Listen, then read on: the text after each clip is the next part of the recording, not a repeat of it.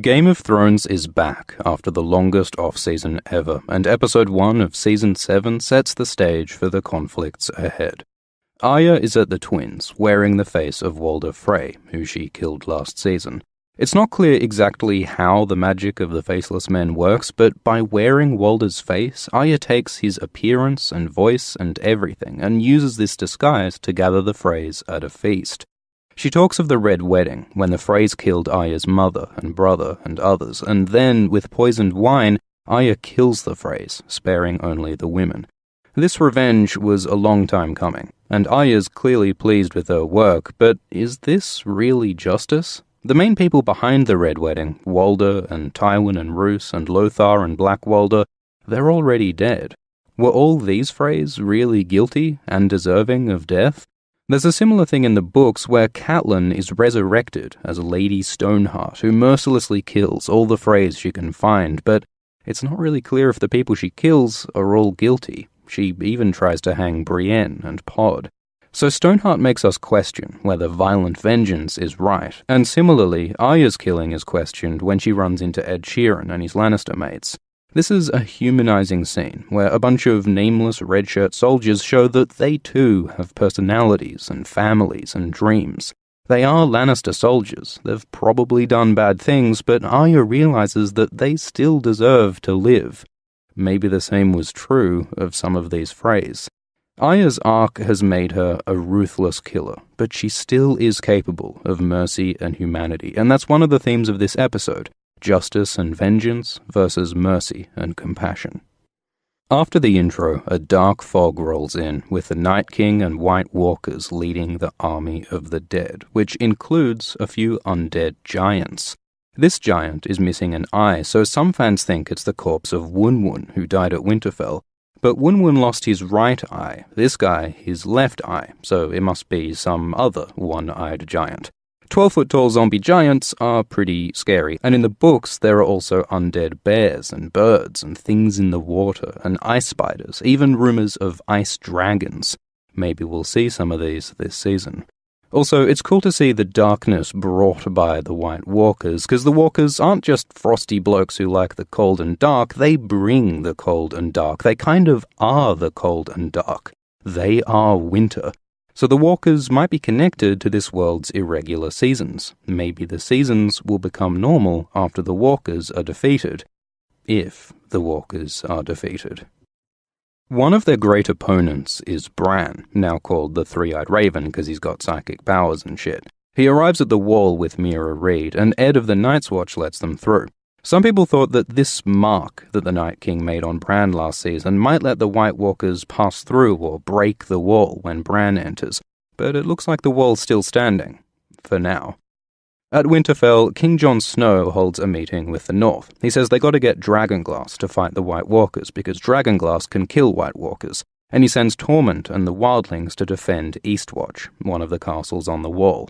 For centuries, Wildlings have attacked the wall, but now, with a common enemy, the Wildlings and the North stand together. Jon says that all Northerners, including the children, will join in the war against the Walkers. Robert Glover and Lyanna Mormont argue over whether girls should be allowed to fight, and it's decided that children of both sexes will join in the war. It's pretty crazy how, in a world like Westeros, gender equality can mean conscripting 10-year-old girls to fight and die against zombie hordes. Jon and Sansa argue over whether the Umber and Karstark families, whose leaders betrayed the Starks for Bolton, should be allowed to keep their castles or be replaced. Littlefinger enjoys seeing Sansa and Jon divided, but Jon decides to keep the old families and accepts oaths from their new young rulers.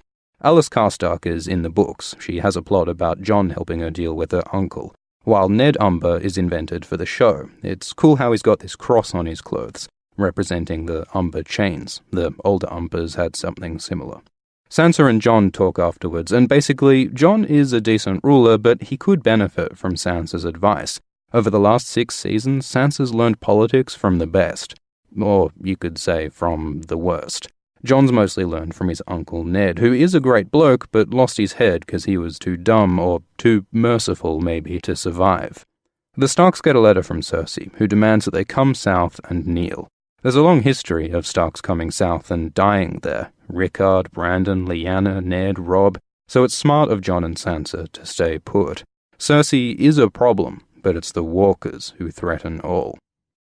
At the capital, Jaime and Cersei Lannister chat on a map. Cersei talks about how she hates Tyrion, who she believes killed Joffrey, which he didn't, and that he killed Tywin, which he actually did. In the books, there's a prophecy that Cersei's brother will kill her. Cersei thinks this means Tyrion, but some readers think Jaime. Go watch that video. Cersei also reveals her feelings about her son Tommen, who committed suicide last season. It was kind of weird how calm and cold Cersei was about Tommen's death. Now we learn that she feels that Tommen betrayed her by going over to the Faith. You'd think that she'd feel grief that her son died alone and confused and afraid, but Cersei hardens her heart against her son Tommen. If this is how she treats her kid, just imagine how she'll treat her enemies. As Jaime points out, things look bad for the Lannisters. Cersei's surrounded. Daenerys is invading from the east with her allies in Dorne and the Reach. King Jon is in the north. And with the death of Walder Frey, the Lannisters have no allies left. So Cersei decides to make a new friend, King Euron Greyjoy. Euron sails into King's Landing with his red eye on the Ironborn ships. In the books, Euron's ship is called the Silence. It's crewed by mutes and mongrels, painted red to hide the blood. And when men see his sails, they pray. In Season 6 of the show, some people felt Euron was kinda boring. Just another gruff-bearded white bloke who shouts a lot. But now, Euron's different. More expressive and colourful and nutty like a peanut M&M. A bit more like the Euron of the books, though not as sorcerous and scary. Jaime feels insecure that this black-clad Jack Sparrow is hitting on his sister, so he reminds Euron of some old family beef, the Greyjoy Rebellion.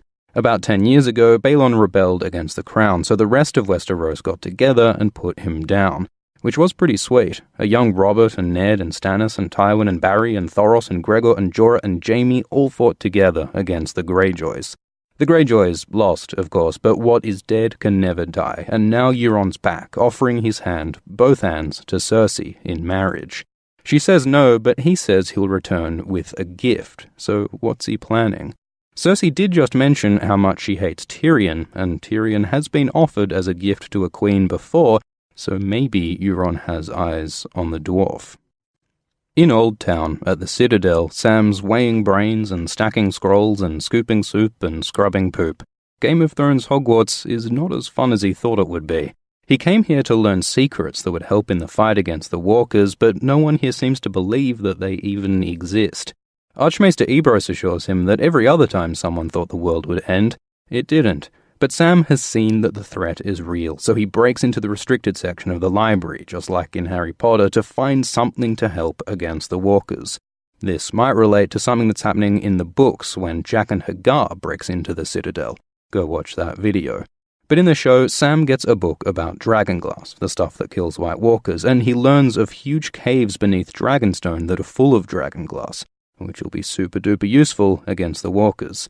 For the record, Stannis already told Sam about that dragonglass, but who listens to Stannis, right? Later, we find Jorah is at the Citadel, suffering from grayscale. Dany ordered him to find a cure, remember. And it might just be that the book Sam found could hold the answer. The page mentions dragonglass as a cure for illnesses and disease. It mentions ingestion, so maybe eating dragonglass can cure grayscale? It will be quite weird if the same stuff that created White Walkers, who can make ice zombies, can save people from grayscale, which makes stone zombies. There are lots of different types of zombies in Thrones. Maybe they're all somehow connected. One other thing, this knife on this page about Valyrian weapons looks just like the cat's paws blade that Littlefinger used to frame Tyrion, the same knife that Arya wears on a magazine cover.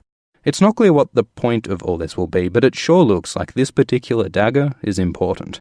It's only episode 1, and Sam is already making discoveries. Back at Winterfell for a moment, Pod gets his ass beat by Brienne, and Tormund wishes it was him. Peter creeps on Sansa, but she swiftly shuts him down. Littlefinger used to be an amazing schemer with a complex plot in the early story, but now he mostly hangs around and says snide shit. He's going to have to do something if he's to survive this season. We then get a scene with the coolest new squad in the story, Thoros, Beric, and the Hound, Sandor Clegane. They stay at a farmhouse, and Sandor has been here before. In Season 4, the Hound and Arya stayed with a farmer and his daughter here. Sandor mugged the farmer and said they'd die by winter, but now, when he finds them dead, he shows regret and pays his respects by burying them. The act of grave digging refers to a bit in the books where, after his apparent death, the Hound becomes a monk and digs graves as penance for his sins. A peaceful end for the character in the books. In the show, the Hound's wars are not over, but the point of his grave digging seems the same. Sandor used to be a remorseless killer. Remember when he killed that kid Micah in Season 1? But now he has some humanity and respect for life. Back when Sandor hung out with Arya, he was always the brutal one, while she wanted mercy. Now it's the other way round. Arya remorselessly slaughters, while the Hound mourns the dead. How will these guys get along, if they ever meet again? Sandor, Beric and Thoros talk about destiny and God. The Hound overcomes his fear of fire and looks into a flame, seeing a vision of the marching dead by a castle where the wall meets the sea. So that's Eastwatch, where Jon sent the wildlings, and in the books, Melisandre does predict that the dead will attack there. But Sandor also sees a mountain that looks like an arrowhead. It's not clear what that means. The mountain could mean a place, like the Fist of the First Men, or maybe the Obsidian at Dragonstone, or a symbolic mountain, like the Hound's brother Gregor, or a zombie giant maybe. And that arrowhead bit could mean dragonglass arrowheads, maybe? It's hard to say, but one thing is clear, that the dead are marching on Eastwatch. The final scene is something that readers have waited for decades. 20 years ago, the first book came out, and ever since, fans have hoped to see Daenerys arrive at Dragonstone, her home, where she was born, where her ancestors, the Dragonlords, lived for centuries, and the starting point for Dany's campaign to take the throne. There is a sweet seat and Stannis' banner, and sand is rough and coarse, and it kinda makes no sense that this castle is abandoned. But the significance of this scene is as the beginning of the end, the start of the final act in the story of Game of Thrones. Thanks for watching. Subscribe for a new video for each episode every week. You can also support this channel on Patreon. We're holding live streams after each episode, answering questions and talking Thrones. If you want to join in, become a patron at the link below. Thanks to patrons Lewis Hennessy, Jesse Seville, Bill Miller, Randy Worth, Amanda Wernicke, Francois Bernard Sevigny, Amy McDermott, and Dirk. Cheers.